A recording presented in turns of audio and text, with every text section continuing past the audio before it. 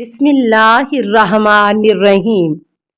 السلام علیکہ یا صاحب العصر والزمان۔ السلام علی الحسین وعلی علی ابن الحسین وعلی اولاد الحسین وعلی اصحاب الحسین۔ اور حسین بن نمیر کو اپنا قائم مقام مقرر کیا۔ چنانچہ حسین اور ابن زبیر کے درمیان خوب لڑائی ہوئی۔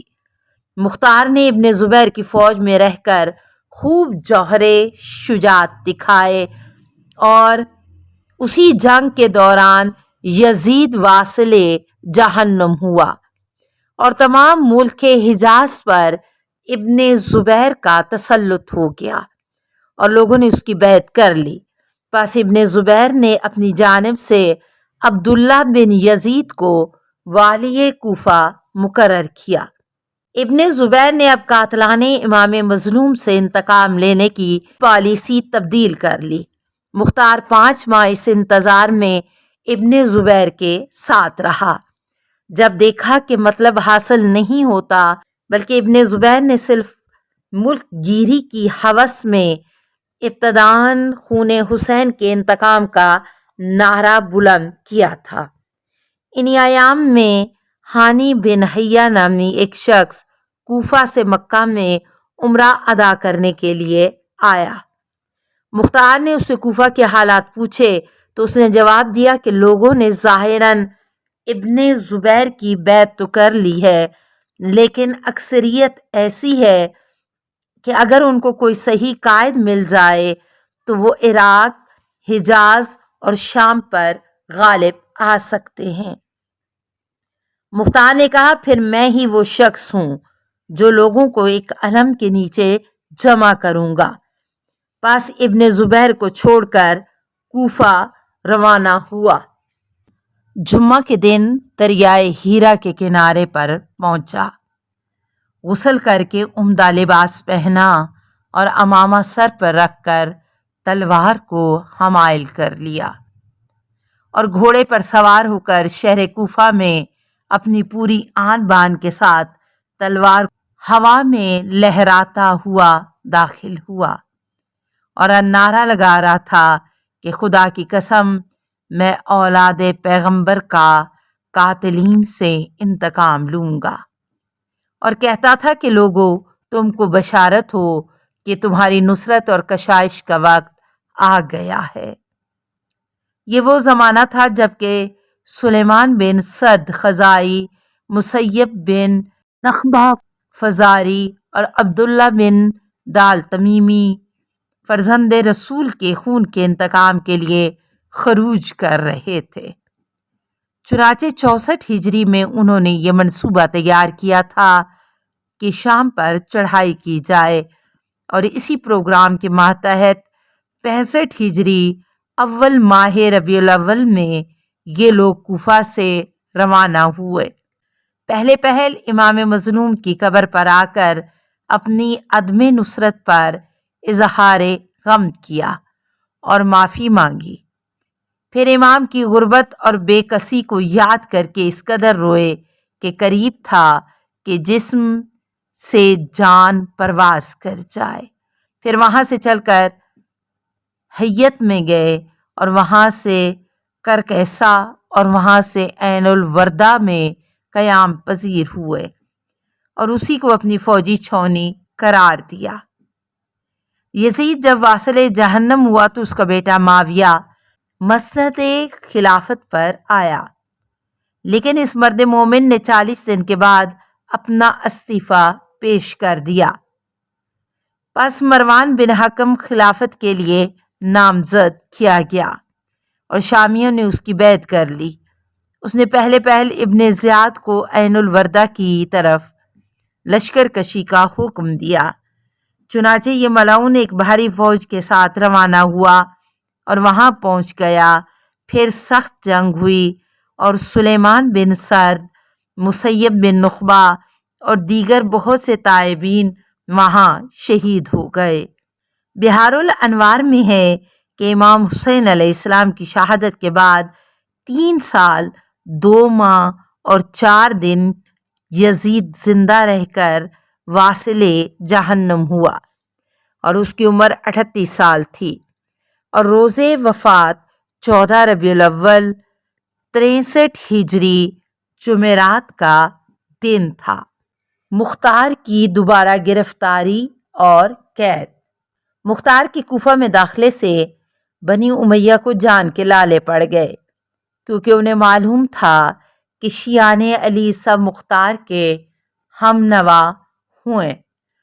پس عمر سعد اور شبس بن ربیع اور دیگر ہواخواہان بن امیہ عبداللہ بن یزید کے پاس جمع ہوئے، جو اس وقت ابن زبیر کی جانب سے کوفہ کا گورنر تھا، اور اسے اطلاع دی کہ مختار کوفہ میں اپنے لیے لوگوں سے بیعت لے رہا ہے اور اس کی آمد میں ہماری اور تمہاری خیر نہیں، بلکہ یہ شخص سلیمان بن سرد سے بھی زیادہ خطرناک ہے۔ اگر اس کو موقع ملا تو ہم اور تم میں سے ایک آدمی کو بھی زندہ نہ چھوڑے گا۔ مصلحت اس میں ہے کہ اس کو گرفتار کر کے فوراً قید کر لیا جائے۔ چنانچہ اچانک اس پر ٹوٹ پڑے اور گرفتار کر کے اس کو زندان میں ڈال دیا، لیکن مختار نے اس مرتبہ زندان میں رہ کر بھی اپنے انتقامی جذبے پر پردہ نہیں ڈالا اور نعرہ انتقام بلند کرتا رہا۔ جب سلیمان بن سرد خزائی کی شہادت کے بعد اس کے بعض ہمرائی رفع بن شداد واپس کوفہ میں پہنچے تو مختار نے ان کو اس مضمون کا ایک خط لکھا: تم نے خدا اور رسول کی خوشنودی کی خاطر دشمنان دین سے جنگ کی ہے، لہٰذا تمہارے گناہ بخشے گئے اور تمہارا اجر زیادہ ہوا، اور تمہارے ہر قدم کے بدلے میں تمہارے نامہ اعمال میں ایک ایک نیکی لکھی گئی ہے۔ میں جب بھی قید سے نکلوں گا تمہارے دشمنوں کو چن چن کر تحقیق کروں گا۔ جب انہوں نے مختار کا خط پڑھا تو اس کو جواب لکھا کہ تیرے خط سے ہم میں خوشی کی لہر دوڑا دی ہے، ہم سب تمہاری مدد کے لیے حاضر ہیں، اگر حکم دو تو ہم پہنچ کر تجھے زبردستی زندان سے نکال لائیں۔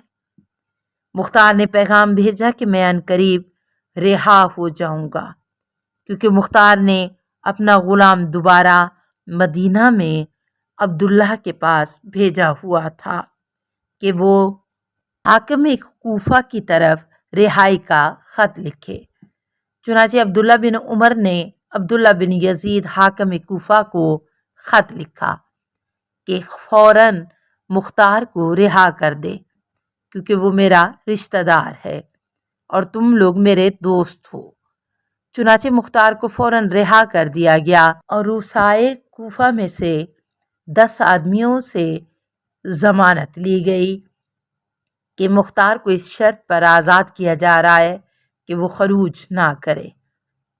جب عبداللہ بن زبیر نے مختار کی رہائی کی خبر سنی تو اس نے سزا کے طور پر عبداللہ بن یزید کو معزول کر کے اس کی جگہ عبداللہ بن متی کو کوفہ کا گورنر مقرر کر دیا۔ کافی لوگوں نے مل جل کر مختار کی طرف آمد و رفت شروع کی۔ یہ لوگ عقیدہ آل محمد کے ساتھ تھے، لیکن ظاہر میں صاحبان اقتدار کے تابع فرمان تھے۔ البتہ ایرانی نسل جس قدر کوفہ میں آباد تھی اور قبیلہ ہمدان سب کا سب جن کی تعداد 20,000 سے زائد تھی، انہوں نے مختار کی دعوت کو قبول کیا اور اعلانیہ مختار کے ساتھ ہو گئے۔ یہ بات عبداللہ بن متی کے کانوں تک پہنچی تو اس نے مختار کو طلب کیا، لیکن مختار کو اس کی بدباطنی کی پہلے سے اطلاع ہو گئی۔ اس نے حاضر ہونے سے انکار کیا اور اپنی بیماری کا بہانہ پیش کیا، اور عبداللہ بن متی نے بھی دوبارہ اصرار نہ کیا۔ بعض لوگ اپنے معاملے میں مذبذب تھے، انہوں نے اپنی طرف سے قابل وثوق چند آدمیوں کو مدینہ بھیج دیا تاکہ محمد بن حنفیہ سے اجازت حاصل کریں۔ بروایت ابن نما محمد بن حنفیہ نے فرمایا کہ ہم اور تم مل کر امام علی زین العابدین علیہ السلام کی خدمت میں چلیں کہ وہ میرے اور تمہارے سب کی امام ہیں، پھر ان کے حکم کی اتباع کی جائے گی۔ چنانچہ امام عالی مقام کی خدمت میں صورتحال کی حکایت کی گئی تو امام علیہ السلام نے فرمایا، اگر کوئی حبشی غلام بھی ہماری نصرت کا علم بلند کرے تو لوگوں پر اس کا ساتھ دینا فرض ہے، اور اے چچا بزرگوار، میں نے یہ معاملہ آپ کے سپرد کیا ہے، جو بھی مصلحت ہو آپ اس پر عمل کریں۔ وہ لوگ جو اجازت طلب کرنے کی خاطر آئے ہوئے تھے خوش ہو گئے، اور واپس آ کر انہوں نے اعلان کر دیا کہ ہم کو محمد بن حنفیہ اور امام زین العابدین علیہ السلام نے مختار کی نصرت کی اجازت دی ہے۔ السلام علیکہ یا صاحب العصر والزمان، الامان الامان الامان من فتن الزمان، السلام علیکہ یا خلیفۃ الرحمن، السلام علیکہ یا امام الانس والجان، السلام علیکہ یا مظہر الایمان، السلام علیکہ یا شریک القرآن، السلام علیکہ یا قاطع البرہان، السلام علیکہ یا امام زماننا ھذا اجل اللہ فرجک وسہل اللہ مخرجک وظہورک، السلام علیکہ ورحمۃ اللہ۔ اللہم صلی علی محمد و آل محمد۔